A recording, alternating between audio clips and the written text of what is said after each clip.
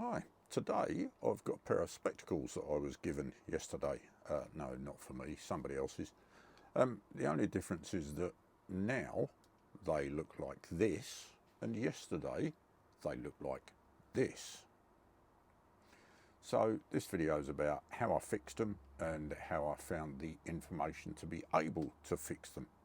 There's a full list of stuff and purchase links in an article on the website, oldmanwood.com, link of course below, and I've also included a transcript of the conversation I had with AI Copilot there, if that's of any interest to anyone.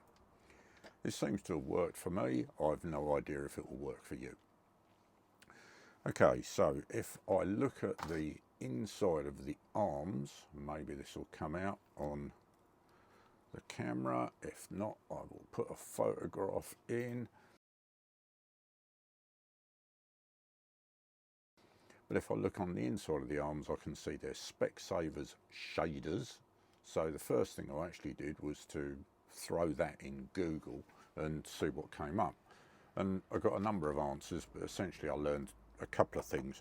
They're a frame made from acetate, and Specsavers, which is a high street optical retail chain in the UK and other countries, sell the frame for about £75 in mid 2026. The importance of those details to me is that to replace the frame, if it's going to cost 75 quid, means a temporary repair is financially worthwhile if I can do it for a couple of quid, rather than just buying a replacement frame. Then it's worthwhile.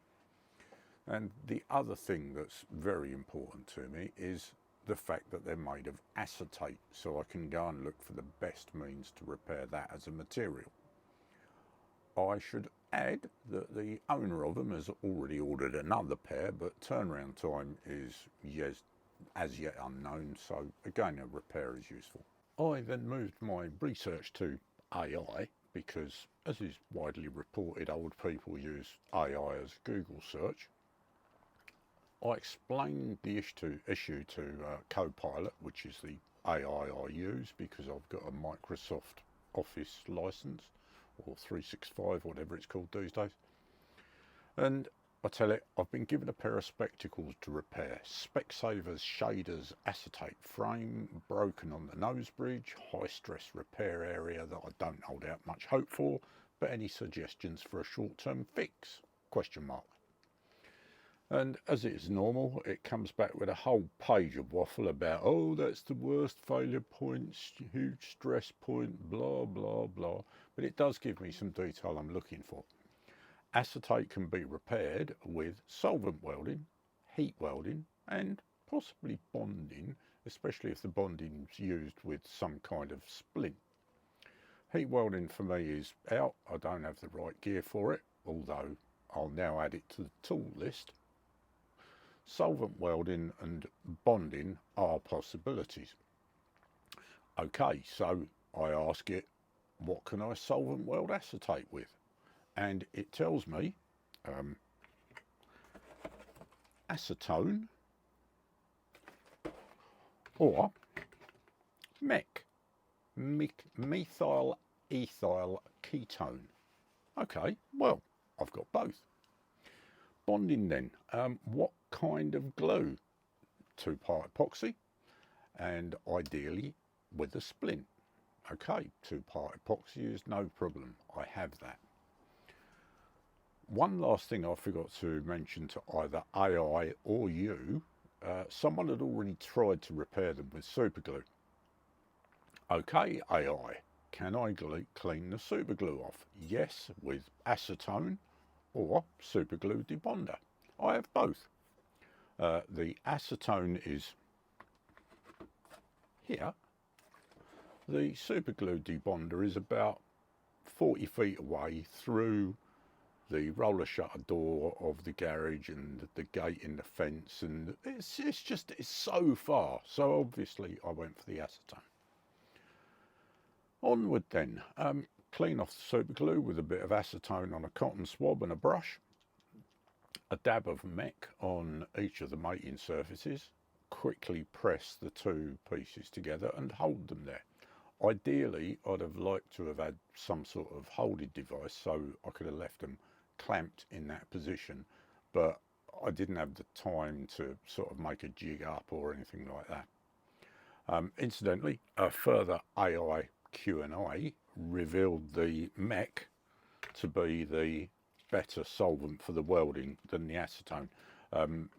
When I went back to it, it told me that mech actually melts the acetone, where acetate, mech welds the acetate, whereas acetone only softens it.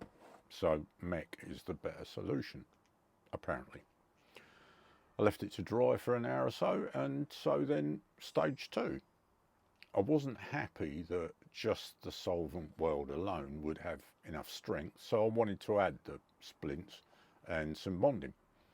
Back to AI for some final glue clarity. Yep, 2-part epoxy, slow cure. Yeah, let's have a look. Yes, I've got some of that.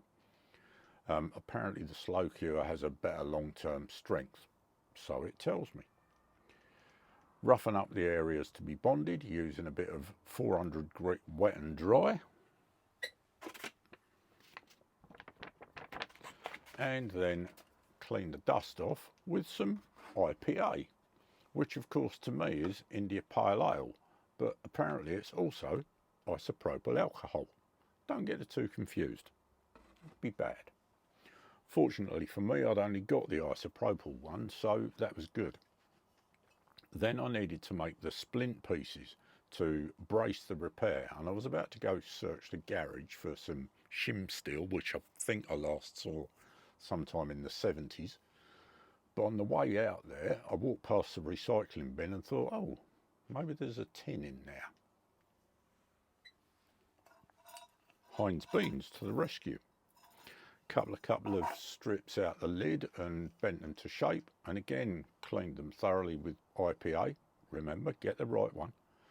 And the last steps then, mix up the 2-part epoxy. For me, it involved a generic coffee shop stirring stick. I think this one was from Costa. Other outlets are available. And as you can see, I mixed it up on the lid of the tin, and it remains there in place. Held the splint in place on the spectacles with a pair of tweezers and applied the epoxy with the aforementioned coffee stirrer. I did the underside first, left it for a couple of hours to set, turned the spectacles over, mixed some more epoxy and did the upper side. I left them overnight and this morning they seemed good, so I cleaned them up a bit, just had a general clean round them. And there you go, time will tell. So there it is then, one pair of repaired spectacles that will hopefully last a few days and maybe act as an emergency spare pair when the new ones arrive. Hope that helps. Thanks for watching. See you again. Bye.